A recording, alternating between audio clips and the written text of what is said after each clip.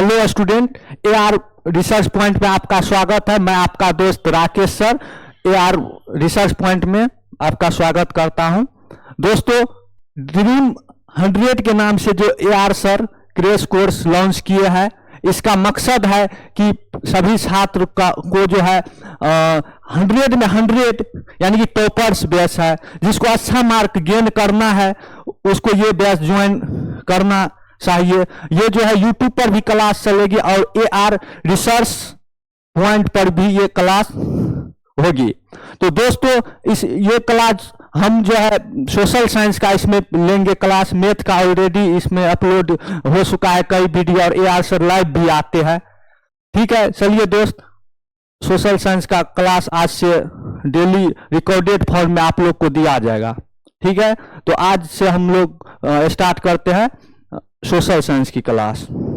दोस्तों, social science में हमको पढ़ना क्या क्या है इसके बारे में हम आप लोग को बता देता हूं कि सोशल साइंस में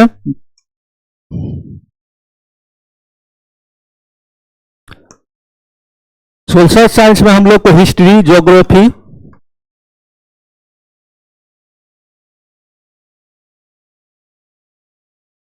और इकोनॉमिक्स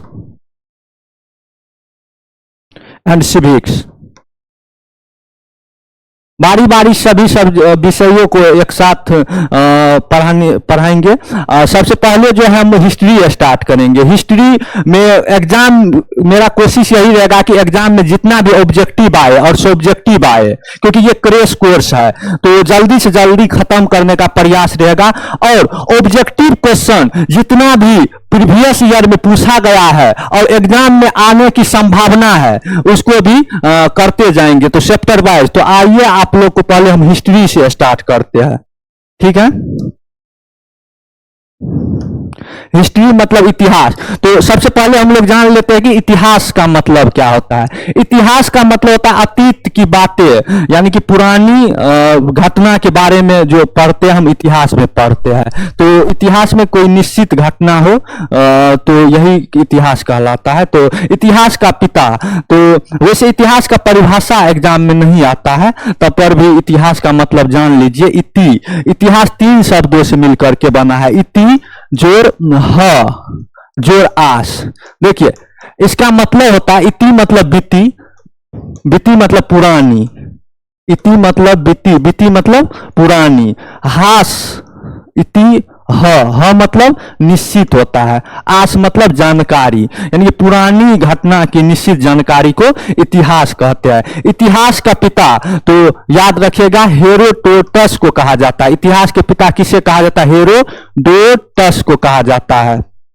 हेरोडोटस, ठीक है, हेरोडोटस को कहा जाता है, ये याद रखिएगा। ठीक है, तो भारत में इतिहास का जनक मेगास्थनीज को कहा जाता है। ये सिंपल सी बेसिक बातें थी, इसको हम पूरा कर दिए। ठीक है, चलिए अब जो है इतिहास का पहला चैप्टर का नाम है यूरोप में राष्ट्रवाद। यूरोप में राष्ट्रवाद।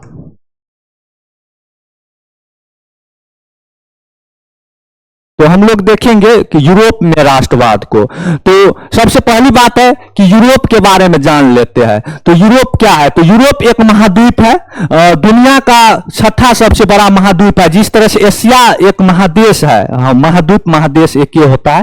तो ठीक है, तो जिस तरह से एशिया महादेश है जिसमें भारत, पाकिस्तान, नेपाल, भूटान इत्यादि देश आते हैं, ठीक उसी प्रकार से यूरोप भी एक महादेश है जिसमें कई देश आते हैं। तो यहां से एक क्वेश्चन बनता है, इटली और जर्मनी वर्तमान में किस महादेश में आता है? ये क्वेश्चन पूछा हुआ है, तो आप लोग याद रखिएगा यूरोप महादेश में। तो यूरोप एक महादेश है, इसके बारे में हम लोग जान लिए। फिर हम आगे आते हैं। आगे यहां पर एक वर्ड है राष्ट्रवाद। तो राष्ट्रवाद के बारे में जानते हैं। तो राष्ट्रवाद क्या है? तो देश के प्रति प्रेम की भावना, देश के प्रति प्रेम की भावना को क्या कहते हैं? राष्ट्रवाद कहते हैं। यानी कि कोई भी व्यक्ति के अंदर जब राष्ट्रवाद की भावना आने का मतलब होता है कि देश के प्रति लगाव, प्रेम, स्नेह, सांस्कृतिक और सभ्यता, अपने देश की सांस्कृतिक और सभ्यता से लगाव, प्रेम, ये क्या कहलाता है? राष्ट्रवाद। तो राष्ट्रवाद का परिभाषा 2 मार्क में आ जाता है। तो इसका परिभाषा हम लोग ऐसे डिफाइन करेंगे कि राष्ट्रवाद क्या है। तो राष्ट्रवाद एक चेतना है या एक भावना है।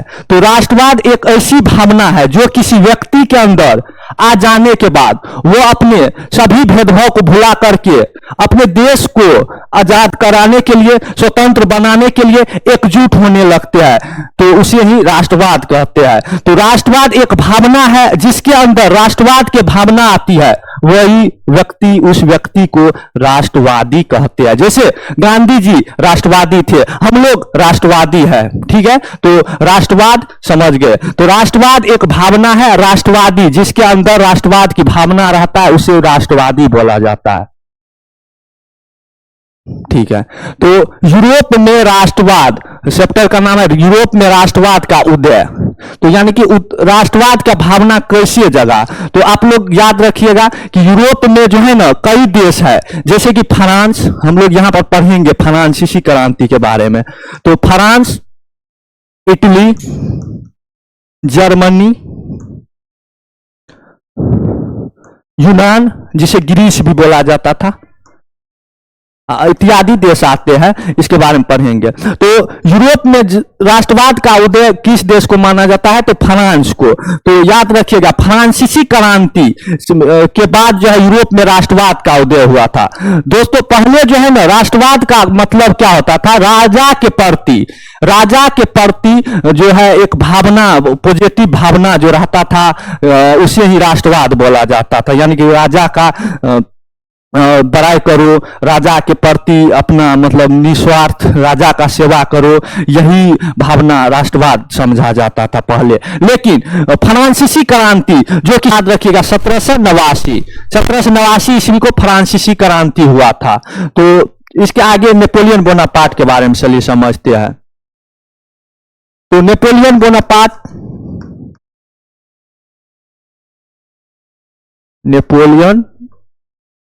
बोनापार्ट, देखिए यहां से क्वेश्चन आता है, नेपोलियन बोनापार्ट से कोई एक ऑब्जेक्टिव आ जाएगा या सब्जेक्टिव भी आ सकता है। तो सब्जेक्टिव में पूछेगा कि यूरोप में राष्ट्रवाद फैलाने में नेपोलियन बोनापार्ट के योगदानों का वर्णन करे। तो इसके बारे में समझ लेते हैं। सबसे पहले इसके बारे में समझते हैं कि ये कहां का शासक था। तो नेपोलियन बोनापार्ट फ्रांस का शासक था। तो फ्रांस का शासक कौन था? तो नेपोलियन बोनापार्ट फ्रांस का सम्राट बना था, शासक बना था।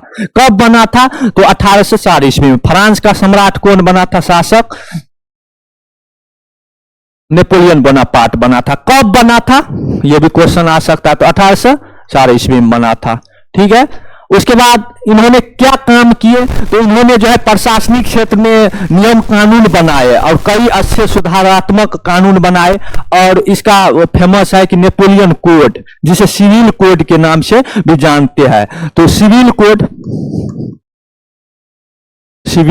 कोड या इसी को नेपोलियन कोड भी बोला जाता है। नेपोलियन कोड,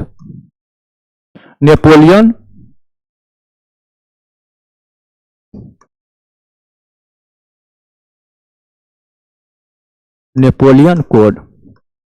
तो ये जब शासन में आया तो 1804 ईस्वी में नेपोलियन कोड या सिविल कोड लागू किया था। इसमें कितने नियम कानून थे? तो याद रखिएगा 5। ठीक है, ये भी क्वेश्चन आया हुआ था टेस्ट एग्जाम में, इसलिए ये बता दिए। ठीक है, उसके बाद नेपोलियन बोनापार्ट और क्या किए? तो जर्मन राइन राज का निर्माण किए। तो ये याद रखिएगा, ऑब्जेक्टिव में बहुत इंपोर्टेंट है। जर्मन राइन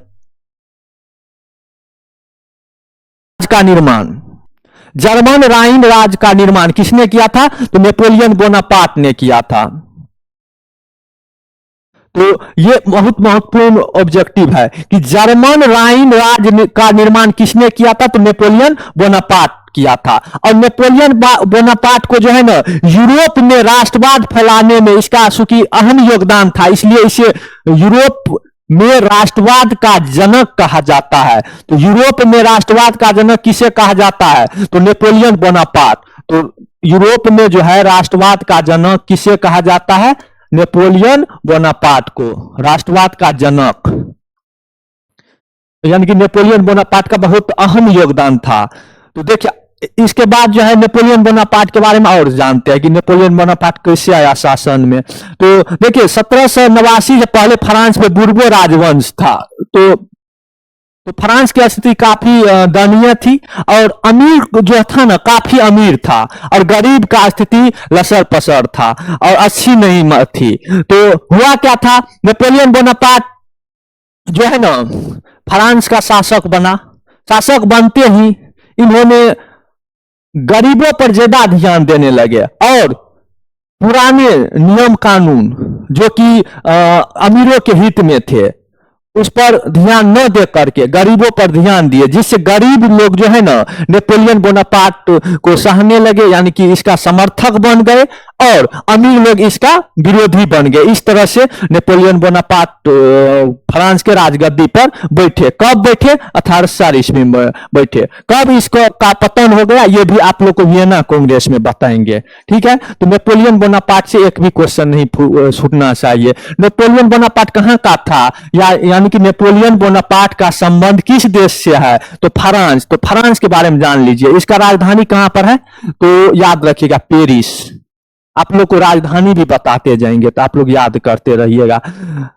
फ्रांस का राजधानी पेरिस है। तो फ्रांस का शासक नेपोलियन बोनापार्ट बना। कब बना? 1800 ईस्वी में। सिविल कोड किससे संबंधित है? तो नेपोलियन बोनापार्ट। इसमें कितने कोड थे या नियम कानून थे? 5 था। और जर्मन राइन राज्य का निर्माण किसने किया? Napoleon Bonaparte. राष्ट्रवाद का जनक किसे कहा जाता है? नेपोलियन बोनापार्ट को। ठीक, चलिए इसके बाद हम लोग जानते हैं बहुत इंपोर्टेंट क्वेश्चन है, 2 मार्क में आ जाता है कि वियना कांग्रेस यानी कि वियना सम्मेलन से। तो हम लोग जानते हैं वियना सम्मेलन क्या है या कांग्रेस। वियना सम्मेलन ये क्या है? देखो वियना, सबसे पहले वियना के बारे में जान लेते हैं। वियना एक जगह का नाम है जो कि ऑस्ट्रिया की राजधानी वियना है। किसका राजधानी है? तो ऑस्ट्रिया की राजधानी। यहां हम आप लोग को बता देते हैं ऑस्ट्रिया की राजधानी। अभी जस्ट बताए कि फ्रांस की राजधानी कहां है, तो फ्रांस की राजधानी पेरिस है। ऑस्ट्रिया की राजधानी वियना है। ऑस्ट्रेलिया की राजधानी वियना नहीं, ऑस्ट्रेलिया अलग है जो कि क्रिकेट खेलता है। ऑस्ट्रेलिया कैनबरा, यहां पर क्या लिखे? Austria Vienna. एक ऑस्ट्रेलिया है वो महादेश है, जो देश भी है, इसी देश पर महादेश का नाम है। तो ऑस्ट्रेलिया का जो है राजधानी कहां है? कैनबरा। दोनों अलग अलग है, ऑस्ट्रिया ऑस्ट्रेलिया। तो कैनबरा, ऑस्ट्रेलिया का कैनबरा, ऑस्ट्रिया का वियना। तो वियना में एक सम्मेलन हुआ। तो सबसे पहली बात की वियना सम्मेलन, तो वियना में एक सम्मेलन हुआ, तो किसके नेतृत्व में हुआ? तो ये समझिए। देखिए 1815 ईस्वी में जो है ना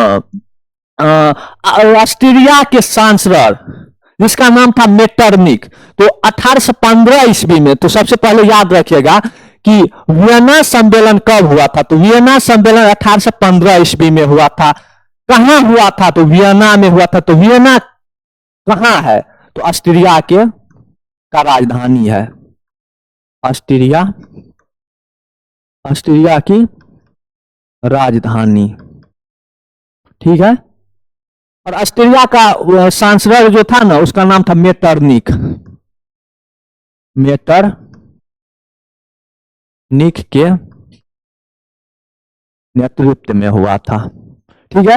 तो वियना सम्मेलन क्या है? तो 1815 ईस्वी में ऑस्ट्रिया की राजधानी वियना में, ऑस्ट्रिया की राजधानी,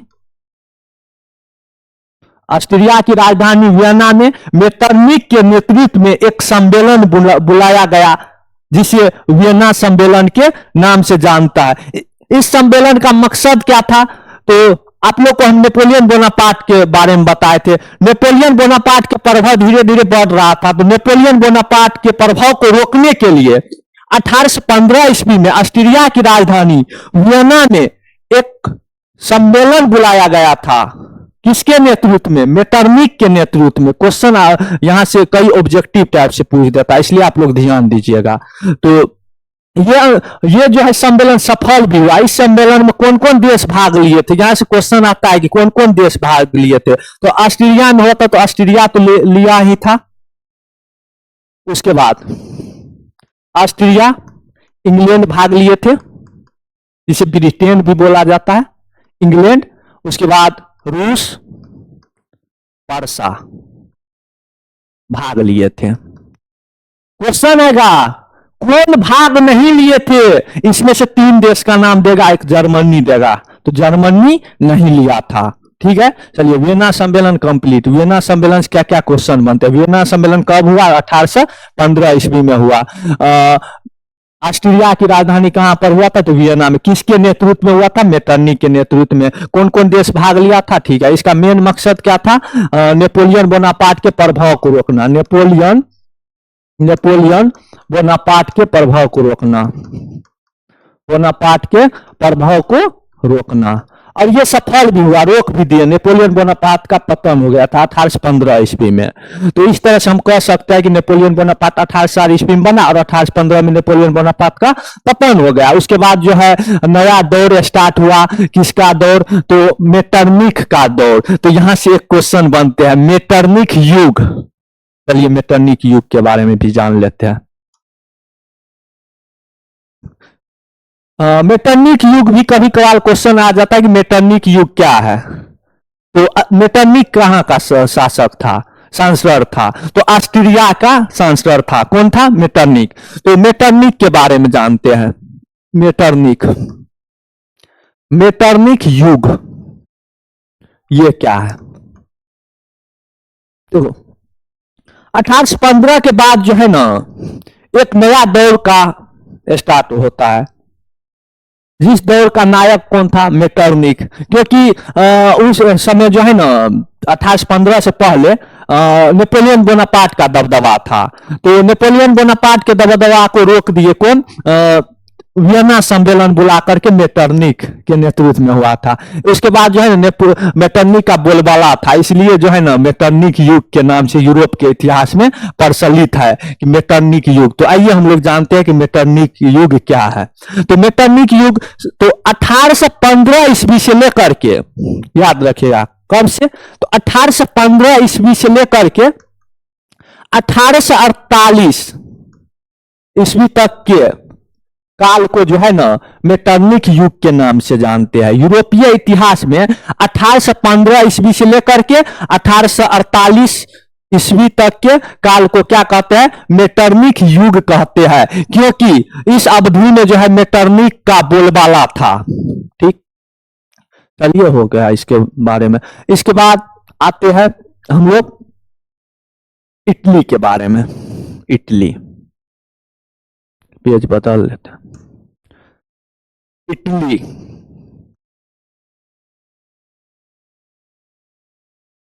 का एकीकरण, इटली का एकीकरण।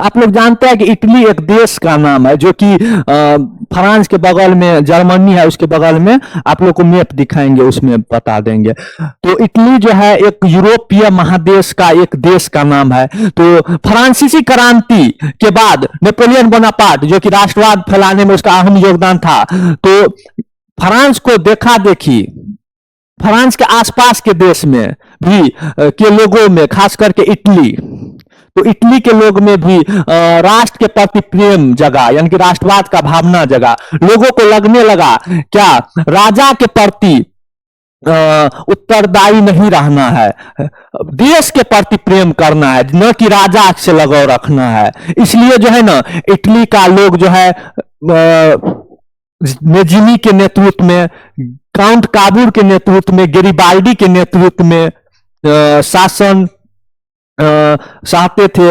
और इटली जो है ना वैसे कई राज्यों में टूटे हुए थे। तो इटली बिखरे हुए थे, सभी राज्य को एक में मिला दिए, इसे ही एकीकरण बोला जाता है। यहाँ एक वर्ड है एकीकरण। एकीकरण मतलब इटली जो है ना कई टुकड़ों में बटा हुआ था, जिसको एक करने का प्रयास किया गया। तो एक करने का प्रयास कौन कौन किया, ये हम आगे समझते हैं। पहले एकीकरण वर्ड का मतलब समझ जाइए कि एकीकरण का मतलब हुआ कि इटली कई टुकड़ों में बटा था, सबको एक कर दिया, एकीकरण कर दिया। तो इटली का एकीकरण, जैसे भारत का भी एकीकरण हुआ था, तो भारत का एकीकरण सरदार वल्लभ भाई पटेल के प्रयास से किया गया था। तो एकीकरण वर्ड एक करना, कई बिखरे हुए राज्यों को एक सूत्र में बांधना ही क्या कहलाता है, एकीकरण कहलाता है। तो हम लोग पढ़ेंगे इटली का एकीकरण। फ्रांस के बारे में पढ़ लिए हैं, अब इटली बारे में समझते हैं। तो इटली में एक नायक था जिसे इटली के एकीकरण का मसीहा कहा जाता था, मेजिनी, जोसेफ मेजिनी। ये जो था इटली का को एक सूत्र में बांधने का प्रयास किया। हालांकि ऑस्ट्रिया और फ्रांस इटली का एकीकरण को होने नहीं दिया। बाद में काउंट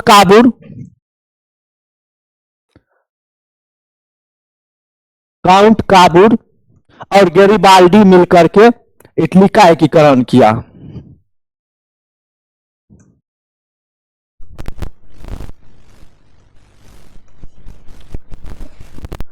मेजिनी, काउंट काबूर और गेरिबाल्डी ने मिलकर के इटली का को एक सूत्र में बांधने का प्रयास किया, यानी कि एकीकरण किया। तो सबसे पहले हम जानते हैं कि इटली के एकीकरण में मेजिनी का क्या योगदान था। उसके बाद जानेंगे काउंट काबूर, उसके बाद जानेंगे गेरिबाल्डी के बारे में। ठीक है, तो मेजिनी के बारे में जानते हैं सबसे पहले। तो इटली का राजधानी जान लीजिए, इटली का राजधानी रोम है। इटली का राजधानी कहाँ है, रोम। फ्रांस का पेरिस, ये हम बता दिया है। और वियना किसका है, तो ऑस्ट्रेलिया का है। और क्यों बड़ा, ऑस्ट्रेलिया का, जो क्रिकेट खेलता है। ठीक है, चलिए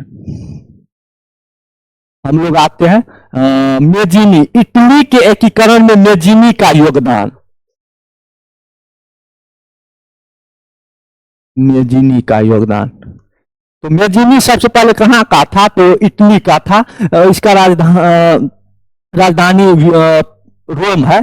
तो इटली के एकीकरण मेजिनी कैसे किया, तो इटली को एक सूत्र में बांधने के लिए मेजिनी ने यंग यूरोप का स्थापना किया था। सबसे पहले इन्होंने क्या क्या किया, तो 1831 ईस्वी में इन्होंने यंग इटली का स्थापना किया था। 1831 में किसका स्थापना किया था, यंग इटली का स्थापना किया था। और 1837 ईस्वी में इन्होंने यंग यूरोप का स्थापना किया था। यंग यूरोप का स्थापना किया था, ये क्वेश्चन ऑब्जेक्टिव में आता है, याद रखिएगा। इन्होंने क्या क्या चीज का स्थापना किया था, तो 1831 ईस्वी में यंग इटली का स्थापना किया था और 1837 ईस्वी में यंग यूरोप का स्थापना किया था। ठीक है, उसके बाद इन्होंने एक गुप्त दल, जो कि कार्बोनरी राष्ट्रवादी संगठन था, उससे ये बिलोंग्स करता था। तो याद रखिएगा, कार्बोनरी संगठन से कौन जुड़ा था, तो मेजिनी जुड़ा था।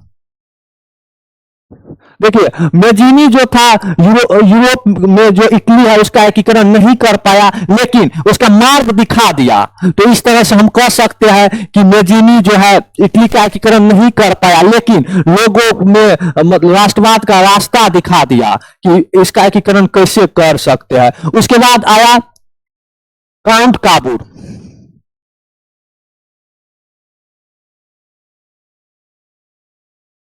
ये जो था ना, बहुत दिमागी आदमी था काउंट काबूर। तो इटली के एकीकरण का मसीहा भी कहा जाता है, मेजिनी बारे में याद रखना है। इटली के एकीकरण का मसीहा किसे कहा जाता है, मेजिनी को मसीहा कहा जाता है। इटली के एकीकरण का मसीहा, राष्ट्रवाद में, यानी कि यूरोप में राष्ट्रवाद का जनक नेपोलियन बोनापार्ट को कहा जाता है। इटली के एकीकरण का मसीहा मेजिनी को कहा जाता है। मेजिनी के बारे में और जान लीजिए, ये जो है साहित्यकार थे, पढ़े लिखे व्यक्ति थे, राजनीतिज्ञ थे, इत्यादि थे। ठीक है, काउंट काबूर, काउंट काबूर बहुत दिमागी व्यक्ति थे। इन्होंने इटली को एक सूत्र में बांधने के लिए ऑस्ट्रिया से क्या किए, दोस्ती किए, सॉरी फ्रांस से दोस्ती किया और ऑस्ट्रिया को बगल के बाद में फ्रांस को भी बगल करके इटली का एकीकरण कर दिए। तो काउंट काबूर, तो यहां से क्वेश्चन आता है, काउंट काबूर को विक्टर एनेमुल ने किस पद पर नियुक्त किया था, तो प्रधानमंत्री था ये। सार्डिनिया पिडमाउंट का प्रधानमंत्री था। इटली का एक प्रांत था सार्डिनिया पिडमाउंट, इसका प्रधानमंत्री नियुक्त किया था विक्टर एनिमूल। क्वेश्चन पूछेगा विक्टर एनिमूल काउंट काबूर को कौन से पद पर नियुक्त किया था, तो प्रधानमंत्री के पद पर नियुक्त किया था। ठीक है, विक्टर एनिमूल कहाँ का था, तो इटली का था विक्टर एनिमूल।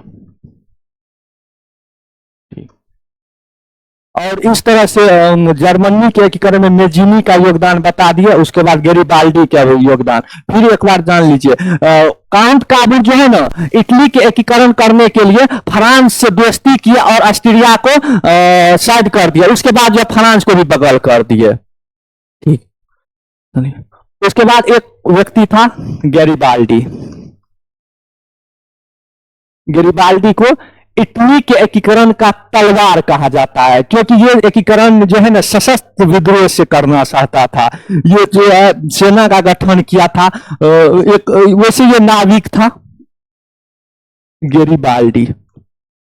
इस व्यक्ति में जो था ना राष्ट्रवाद का भावना कूट कूट करके भरा था गैरिबाल्डी के अंदर। तो गैरिबाल्डी से क्वेश्चन आता है कि गैरिबाल्डी पेशे से क्या था, तो गैरिबाल्डी पेशे से नाविक था।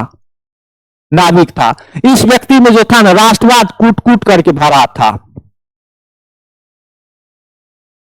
और गैरिबाल्डी यूरोप का में इटली का जो है ना इसका एकीकरण कर दिया। और इसको जो है ना क्वेश्चन के माध्यम से आगे समझेंगे। ठीक है, अब आते हैं जर्मनी का एकीकरण पर। जिस तरह से हम लोग पढ़े कि फ्रांस में नेपोलियन बोनापार्ट का प्रभाव कैसे कायम रहा, इटली का एकीकरण कैसे हुआ। अब आते हम जर्मनी का एकीकरण। आते हैं जर्मनी का एकीकरण पर। तो जर्मनी का एकीकरण किसने किया था, तो जर्मनी का एकीकरण बिस्मार्क ने किया था। बिस्मार्क से याद रखिए, बिस्मार्क जो है ना रक्त एवं लोक का नीति का दिया था। रक्त एवं लोक का नीति किसने दिया था, तो बिस्मार्क ने। जब भारत में पूछेगा तो सरदार वल्लभ भाई पटेल। तो बिस्मार्क के बारे में जान लीजिए। बिस्मार्क जो था ना पर्सा का प्रधानमंत्री था। इसको जो है विलियम प्रथम जो कि जर्मनी का शासक था, इन्होंने बिस्मार्क को प्रधानमंत्री नियुक्त किया। बिस्मार्क रक्त एवं लोक का नीति का अवलंबन किया और जो है जर्मनी कई टुकड़ों में 300 टुकड़ों में लगभग बटा हुआ था, उसको एक सूत्र में बांधने का प्रयास किया। तो बिस्मार्क से याद रखिएगा रक्त एवं लोह का नीति का अवलंबन किसने किया, तो बिस्मार्क ने किया था। बिस्मार्क कहां का प्रधानमंत्री था, तो जर्मनी का एक प्रांत था पर्सा, तो वहां का वो चीज था, तो प्रधानमंत्री था। ठीक है, उसके बाद किसने बनाया था उसको प्रधानमंत्री, तो विलियम प्रथम। विलियम प्रथम। क्वेश्चन आता है कि विलियम प्रथम के बगैर बिस्मार्क जर्मनी का एकीकरण नहीं कर सकता था, कैसे, तो हम लोग बता दिए कि विलियम प्रथम क्या था, जर्मनी का शासक था। जब तक नहीं ये बिस्मार्क को फ्रांस का प्रधानमंत्री बना था तब वो तो नहीं कर पाता। और समय समय पर सहयोग किया विलियम प्रथम किसका, बिस्मार्क का, इसलिए जो है जर्मनी का एकीकरण कर दिया। तो बिस्मार्क को जो है ना जर्मनी का एकीकरण में कई युद्ध लड़ने पड़े, जिसमें से महत्वपूर्ण युद्ध था, पहला था डेनमार्क का युद्ध। डेनमार्क से युद्ध, डेनमार्क से युद्ध। बिस्मार्क भी जो था ना काउंट काबूर की तरह दिमागी व्यक्ति थे। इन्होंने जो था ना ऑस्ट्रेलिया से दोस्ती किया, ठीक उसी तरह से जिस तरह से काउंट काबूर ने फ्रांस से दोस्ती किया और ऑस्ट्रेलिया को बगल कर दिया, बाद में फ्रांस को भी बगल करके इटली का एकीकरण किया काउंट काबूर। ये जर्मनी का एकीकरण हम लोग बता रहे हैं हम। तो जर्मनी का एकीकरण बिस्मार्क ने किया था। सबसे पहले उसको डेनमार्क का से युद्ध करना पड़ा। कब हुआ डेनमार्क से युद्ध, तो 1864 को हुआ था। ठीक है, तो इसमें हुआ क्या, ऑस्ट्रेलिया से दोस्ती किया और डेनमार्क को हरा दिया। उसके बाद विवाद हो गया एक राज्य के लिए, एक प्रांत के लिए, किससे, तो ऑस्ट्रेलिया से। तो बाद में ऑस्ट्रेलिया को भी बगल करना पड़ा। फिर ऑस्ट्रेलिया से युद्ध हुआ, ठीक उसके 2 साल बाद ऑस्ट्रेलिया से युद्ध। तो ऑस्ट्रेलिया से युद्ध हुआ, कब हुआ था? तो 1866 ईस्वी में हुआ था। उसके बाद एक और युद्ध लड़ना पड़ा इसको फ्रांस से। तो फ्रांस से भी युद्ध किया था। कब किया था? तो 1870 ईस्वी में। और जो जो बताना रह गया उसको ऑब्जेक्टिव के माध्यम से हम लोग क्लियर करेंगे दोस्तों, क्योंकि ये क्रैश कोर्स है। तो हम मेरा प्रयास यही रहेगा 2-3 लेक्चर में पूरा कंप्लीट चैप्टर्स पढ़ा दे। तो आगे हम बताते हैं।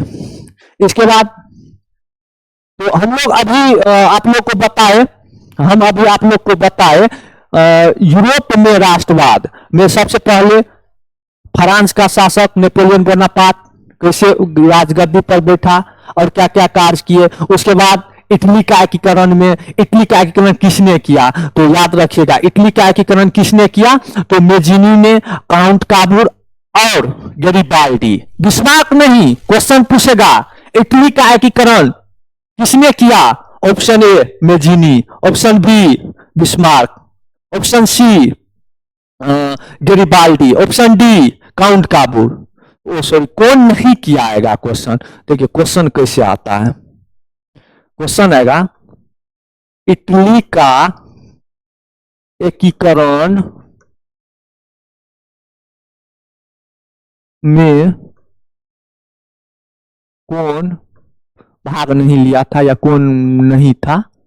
भाग नहीं लिया था, नहीं लिया था।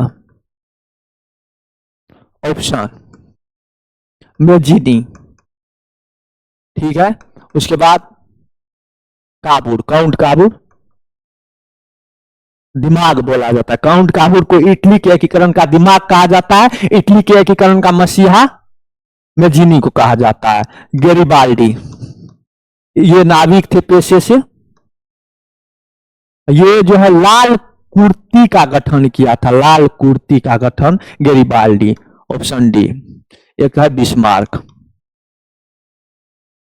आप लोग को हम बता दिए थे कि इटली के एकीकरण में मेजिनी, काउंट काबूर और गैरिबाल्डी मिलकर के इटली का एकीकरण किया। तो इसका राइट आंसर क्या होगा?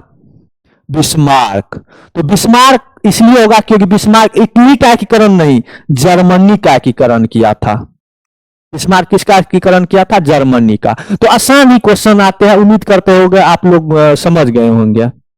ठीक है, चलिए इससे आगे आते हैं। अब आते हैं फ्रांस को देखा इटली, तो इटली के लोगों में राष्ट्रवाद की भावना जगे। और उसके पड़ोसी देश जर्मनी के लोगों में राष्ट्रवाद की भावना जगे।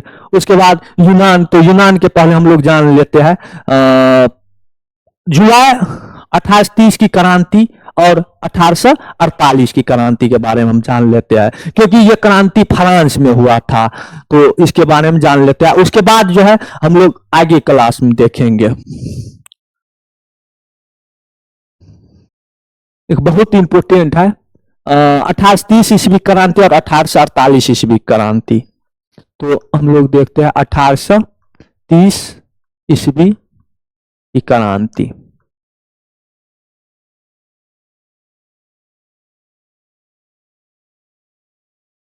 जुलाई 1830 की क्रांति। तो फ्रांस में जो था ना, स्वशासन स्थापित करने के लिए जनता ने एक आंदोलन किए, जिसे जुलाई 1830 ईस्वी के क्रांति के नाम से जाना जाता है। तो इस क्रांति के कारण क्या थे? तो इस क्रांति के कारण थे, ये क्रांति 1830 में हुआ। तो कारण था कि 1840 ईस्वी में जो था ना, 1830 ईस्वी के बाद जो है फ्रांस के शासक साल्स एक्स बना था। साल्स एक्स याद रखिएगा, साल्स एक्स। क्वेश्चन आएगा कि 1830 ईस्वी क्रांति के समय फ्रांस का शासक कौन था? तो साल्स एक्स था। तो साल्स एक्स जो था ना, 1840 ईस्वी में जो था वो अपना प्रधानमंत्री नियुक्त कर दिया था। किसे नियुक्त कर दिया था? तो प्रधानमंत्री गीजो को, गीजो नाम का एक व्यक्ति था। गीजो पोलिग्नेक। 1840 ईस्वी में उन्होंने अपना प्रधानमंत्री पोलिग्नेक को बनाया। पोलिग्नेक पोलिगनेक, जिसमें सुधारात्मक गुण नहीं था। इन्होंने जो था ना, शासक जो है गरीब किसान, हाँ किसान के लिए जो है ना सर्व अध्यादेश लाया था, कानून कानून जो कि किसानों के खिलाफ था। कानून को क्या किया, तो पारित कर दिया था, जिससे वहां के लोग जो है ना शासक से और पोलिगनेक से नाराज होकर के एक आंदोलन कर दिए, जिससे 1830 ईस्वी के क्रांति के नाम से जानते हैं। यूरोप के इतिहास में 1830 ईस्वी के क्रांति के नाम से जानते हैं। यह क्रांति कहां पर हुआ था, तो फ्रांस में हुआ था, याद रखिएगा, फ्रांस में 1830 की क्रांति हुआ था। ठीक है, तो क्या हुआ था इसमें, चार्ल्स एक्स जो है अपना प्रधानमंत्री किसको नियुक्त कर दिया था, पोलिगनेक को नियुक्त कर दिया।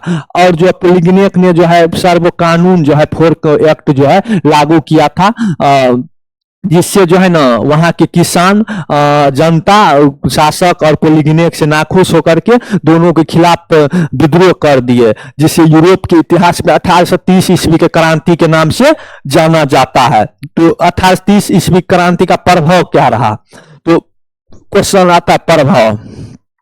प्रभाव हुआ कि दोनों को भागना पड़ा, चार्ल्स एक्स और पोलिगनेक को गद्दी छोड़ करके भागना पड़ा, तो इंग्लैंड भाग गए। तो चार्ल्स एक्स और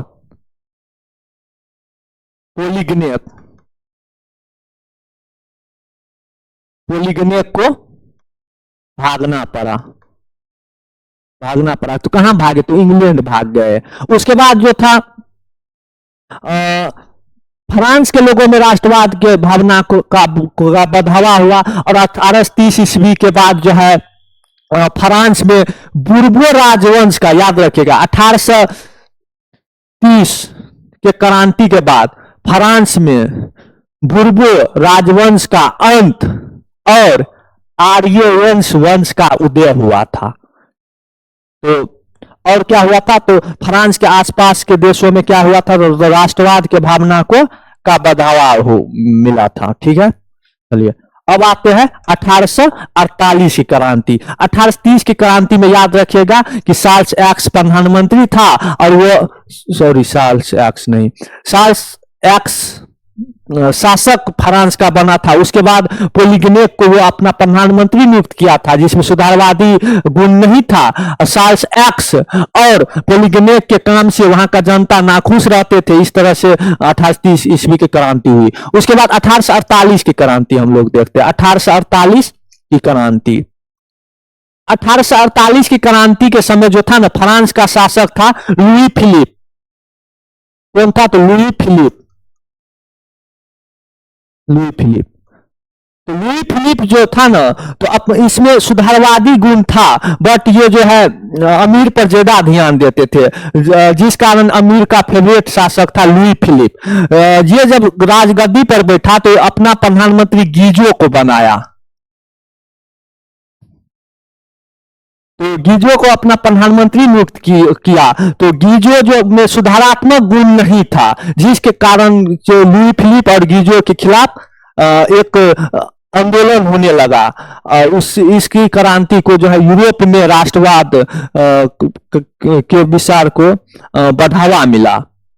ठीक है, तो सबसे पहले हम जान लेते हैं कि 1848 की क्रांति था क्या। तो जुलाई 1830 के क्रांति के बाद फ्रांस की स्थिति सुधरने की जगह बिगड़ने लगी थी, जिस कारण फ्रांस के लोगों ने, खास करके थियस के नेतृत्व में एक आंदोलन हुआ, जिसे यूरोप के महादेश के इतिहास में 1848 ईस्वी क्रांति के नाम से जानते हैं। 1848 ईस्वी के क्रांति के समय फ्रांस का शासक लुई फिलिप था। 1830 में चार्ल्स एक्स था।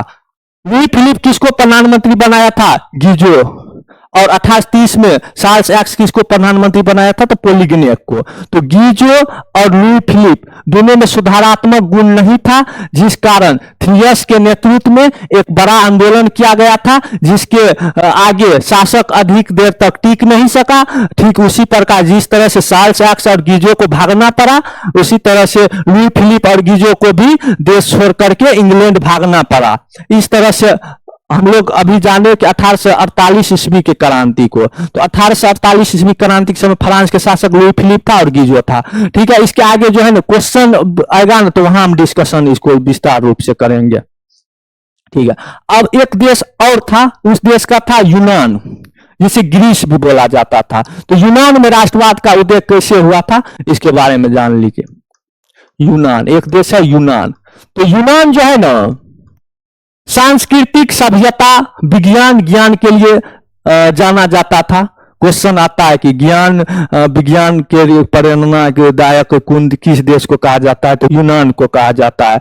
यूनान जो था ना तुर्की का गुलाम था। तुर्की का राजधानी याद रखिएगा अंकारा है, अंकारा। तो तुर्की का गुलाम यूनान था। तो यूनान के लोगों को लगने लगा कि फ्रांस में राष्ट्रवाद का उदय होकर के फ्रांस में राजक्रांति हो सकता है, उसके बाद इटली का एकीकरण हो सकता है। वैसे इटली का एकीकरण क्वेश्चन के माध्यम से बताएंगे कब हुआ था। ठीक है, यूनान किसका गुलाम था, तुर्की का। तो यूनान के लोगों ने आंदोलन किया, जिसके कारण तुर्की अधिक देर तक टिक नहीं सका।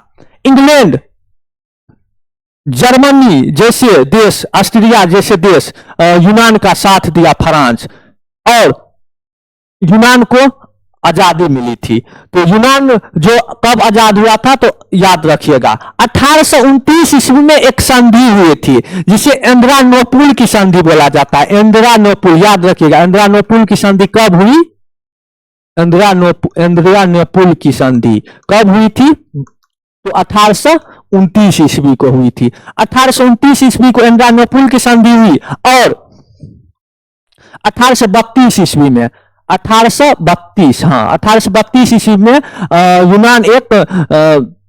यूनान का एकीकरण हो गया था, यानी कि यूनान एक अलग देश बन गया। यूनान का एकीकरण हो गया। ठीक है, और यूनान का एकीकरण होकर के यूनान का नया शासक कौन बना था, तो याद रखिएगा ओटो। नाम कितना बढ़िया, ओटो। ठीक है, तो हम लोग यहाँ पर देखें, और जितना भी बाकी है उसको नेक्स्ट वीडियोज में देखेंगे, और क्वेश्चन के माध्यम से ज्यादा ऑब्जेक्टिव पर फोकस करना है। ठीक है, thank you, best of luck, जय हिंद।